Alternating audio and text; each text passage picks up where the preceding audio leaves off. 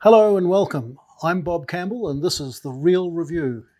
I have with me today Marcel and Sherwyn, the owners and founders of Bell Hill Vineyards. And in Waikari, I'm not sure whether I should say Waikari or Weka Pass, or perhaps just North Canterbury, but I think, do you prefer to be described as being from Waikari or Weka Pass? Well, I guess we say we're through the Weka Pass, which is what separates us from the Waipara Valley. So we normally say Weka Pass. Or Waikari. It's fine. You're happy with both. I'm covered then. And it's a small 2.25 hectare vineyard on what was a lime quarry back in the 1920s. And it just produces extraordinary wine, in my view, and in the view of many others, enthusiastic wine drinkers. I just want to congratulate you both for achieving 10th place in our top wineries of New Zealand list. That's really quite an achievement when you consider that there's 700 and something wineries in New Zealand, and according to us, you ranked 10th. So thank you. Thank you, Bob. Thank you very much. It's a great honor. Well, I know your demand for your wines is very high already. I hope this latest achievement doesn't result in an embarrassment of orders.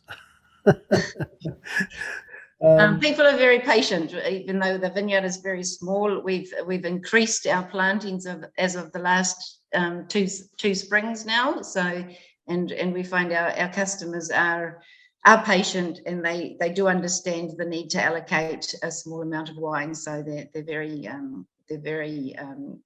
helpful with that. So they don't mind just getting a few bottles. You've got a patient lot of punters. Mm-hmm. That's always good. Now you make two wines rather, Pinot Noir and Chardonnay. I should know because I get a small allocation each year. Do you have a favourite? Chardonnay or Pinot Noir? Well, it's always nice to start with a good Chardonnay and then progress into a good glass of Pinot Noir. So yeah. I think that the two go hand in hand, and to have a favorite over one or the other would be really doing justice to what life has to offer. That's a good and diplomatic answer, Marcel. What about a favourite vintage? Is the one that jumps out as being a? I would say most recently, our favourite vintage for various reasons would be the 2020, and that's a vintage that we're about to bottle very soon. And what we like very much about that was the growing conditions that we had in the finish to the season and the later ripening part of that harvest autumn period. And we had a small crew due to COVID, but we were able to be very selective of when we were picking and what we were picking, and the weather was kind to us, and it just allowed us to just move into everything very, very thoughtfully, without having to make rash decisions based on weather. And it just allowed the space for some really good wine thinking as opposed to processing fruit.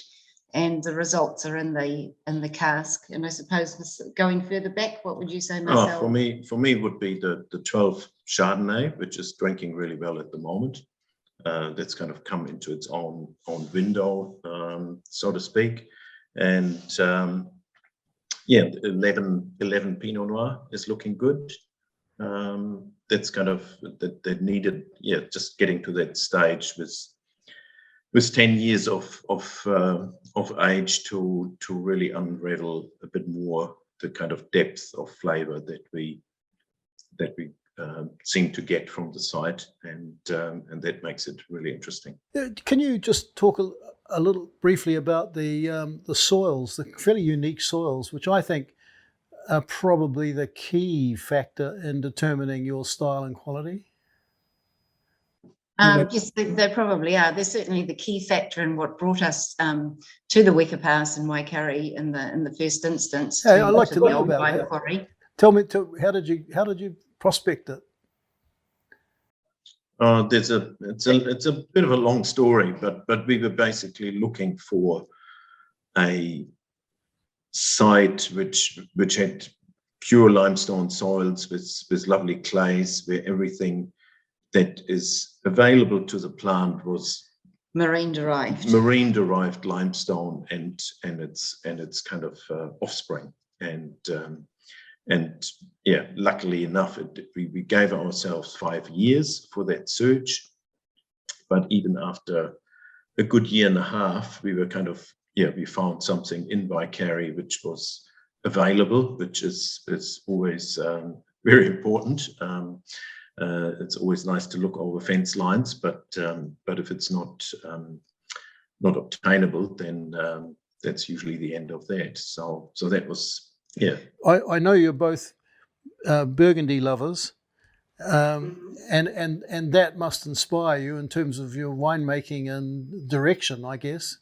Definitely. It certainly inspired us initially at the outset in terms of the viticulture and the vineyard architecture with high plant density and vines low to the ground. We figured that they'd been doing that for so long in Burgundy and were still doing it that way, that was the way to optimize what the soil and the site and the terroir was going to offer in terms of the wine. So that was the first place to start. And in terms of winemaking, we're very much just utilizing what's on the property in terms of natural yeasts, natural malolactic bugs, no finings, minimal filtration. So we're really trying to transport as much as possible what we grow, the wine that we grow in the vineyard, through that process of turning it into wine and enveloping it into the bottle. All right, thank you for that. One last thing, how can people get hold of your wines? I know you have a little bit at retail, don't you? But mostly you deal through mail order, perhaps?